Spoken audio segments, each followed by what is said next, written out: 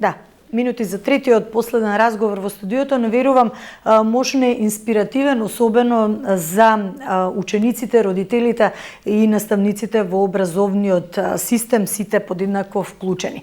Кога зборуваме за образованието, практично зборуваме за иднината на државата, а тестирањата, вклучително и меѓународните тестирања, се огледало на знаењето и на целиот образовен систем. Денеска почнуваат меѓународните тестирања, но и предизвиците на државната матура воопшто во образовниот систем се тема со моите и ваши денешни гостинки, Даниела Јовчевска-Михајловска, директорка на Државниот испитен центар. Добар ден и добре дојдовте. Добар ден и добре ве најдовме. И Емилија Бошковска, национален координатор за граѓанско образование. Добар ден и добре дојдовте. Добар ден. На самиот почеток ќе ми дозволите, бидејќи денеска почнуваат меѓународните тестирања, Емилија, да започнеме со вас, каде се ќе бидат спроведени и што практично е целта на овие меѓународни тестирања? Така, денеска започнува едно од меѓународните тестирања. За оваа година имаме предвидено 3. Две ќе бидат пробни меѓународни тестирања и едно е главно. Од денеска почнува меѓународното тестирање за граѓанско образование. Прв пат во Македонија, значи прв пат ние се вклучуваме во овие меѓународни тестирања. Се подготвуваме веќе извесен временски период, година и пол наназад. Денеска почнува пробното тестирање. Опфатени се околу 1000 ученици од 8 оделение и 1000 ученици од 2 година средно. Со тоа што во средните училишта ќе бидат исклучува прашалници зададени за начинот на кој што они размислуваат на популарни теми од тоа како да се биде добар граѓанин на државата. Так, на самиот почеток во кои училишта ќе почне? Рековте дека ќе биде и кај основците, и кај средношколците, и генерално клучната цел, нели, нормално она што го споменавте, дека треба веќе да знаат, да создаваат можеби критичко мислење, она што значи одговорни граѓани во заедницата.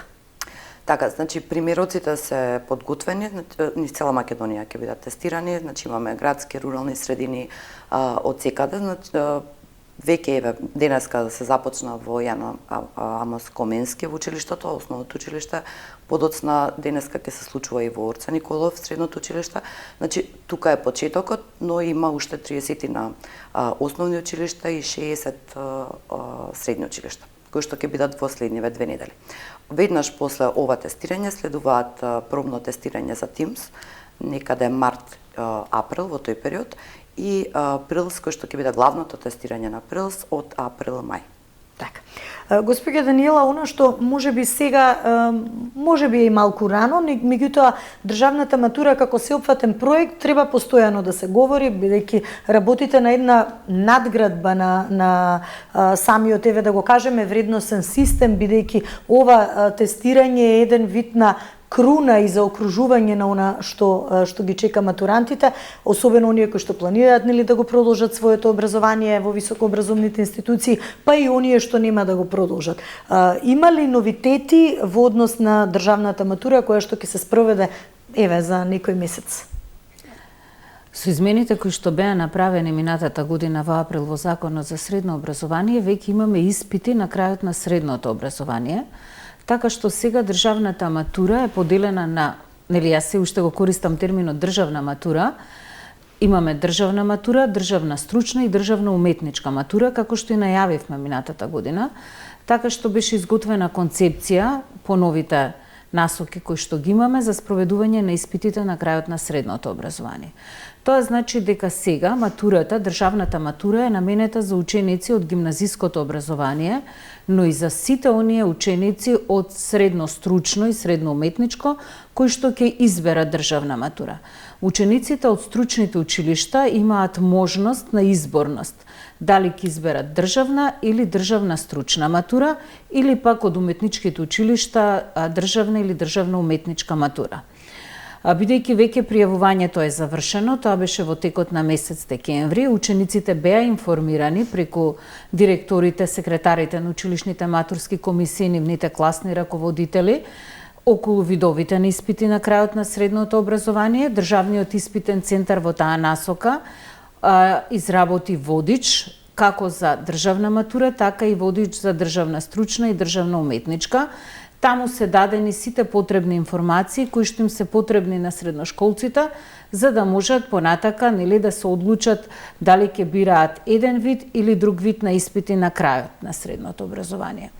Ке ги земам пример учениците од стручните училишта. Значи, учениците од стручните училишта бираа помеѓу државна матура и државна стручна матура, во зависност од тоа каде планираат да го продолжат своето образование понатака. За да им се олесни при изборот на учениците, во соработка со Министерството за образование, Центарот за средно стручно образование и високообразовните институции, поточно универзитетите, се пристапи кон разгледување на можностите каде се може да се запише еден средношколец од средно училиште стручно. Во таа насока универзитетите излегоа со листи кои што се јавно објавени на нивните интернет страници, исто така линкови до нивните интернет страници има и на нашата интернет страница, така што ученик пред да избере секако го погледнал тоа, имал можност да види каде сака еден ученик од средно електроучилиште, доколку сака да продолжи на струка која што е сродна на неговото образование стручно, тогаш избира државна стручна матура или пак ако сака да оди на нешто сосема поразлично, ќе избере државна матура. Во таа насока е и за уметничките училишта изборот.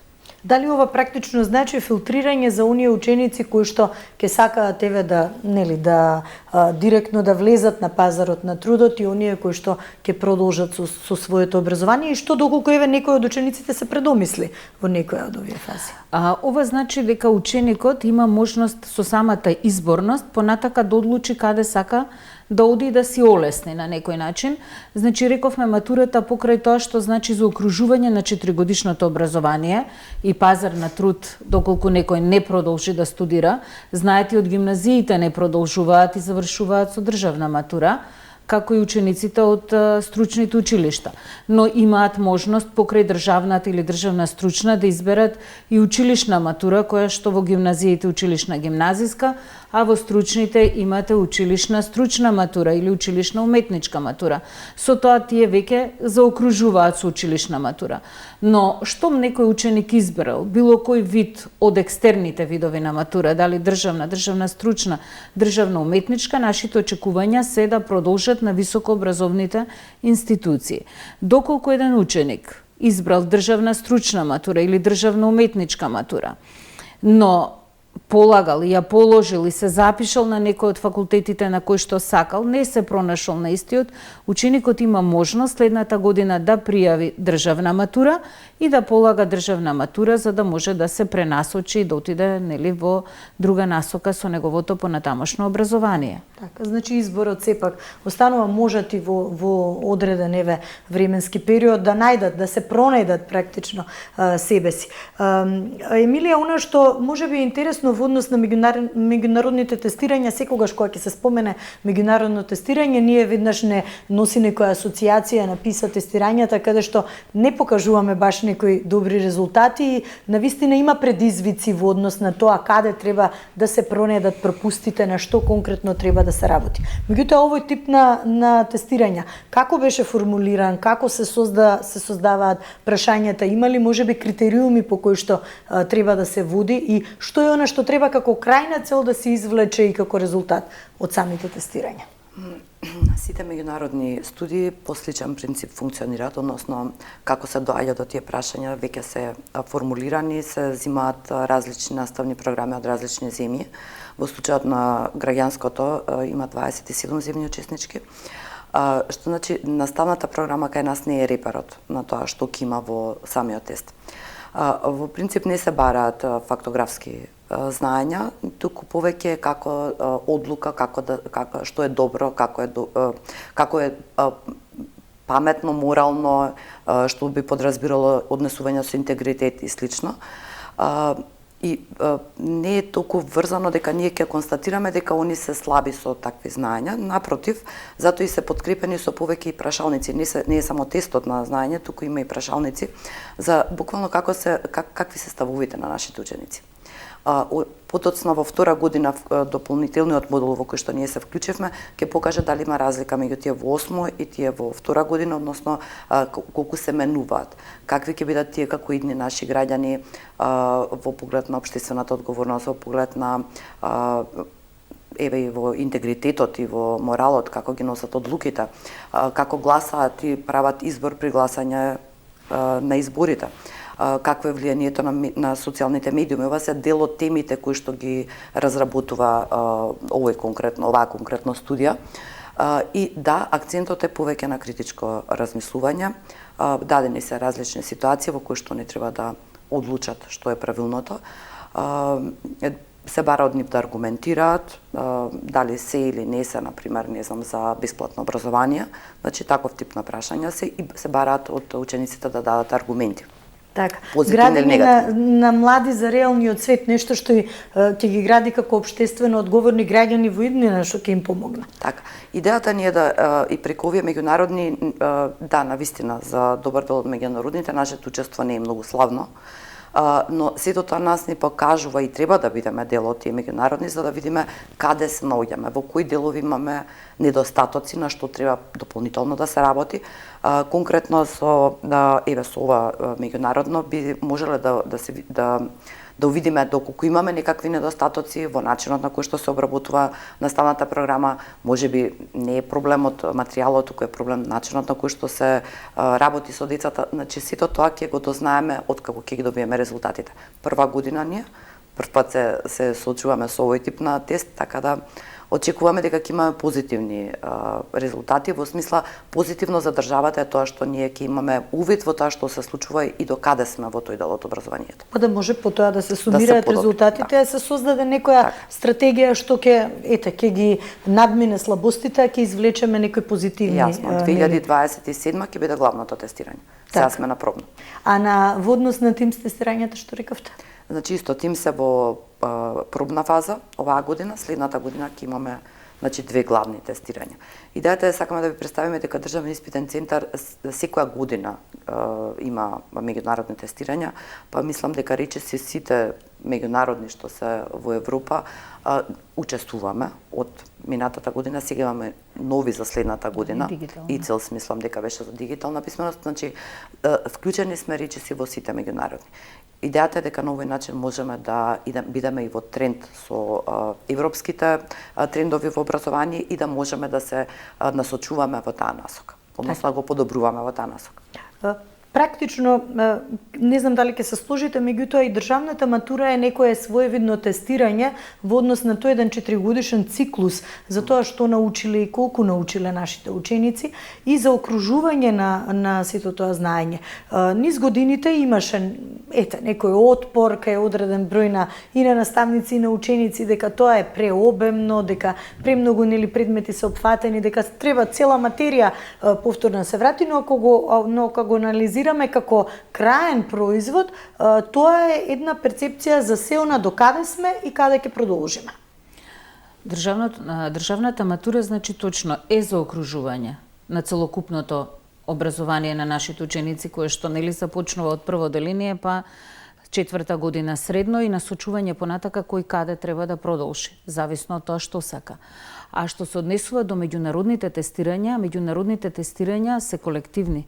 Значи ученикот тука веќе ја представува државата и тој е нашиот представник таму, дел од нашиот тим кој што треба да покаже до кое ниво ние сме и затоа треба учениците да бидат максимално мотивирани.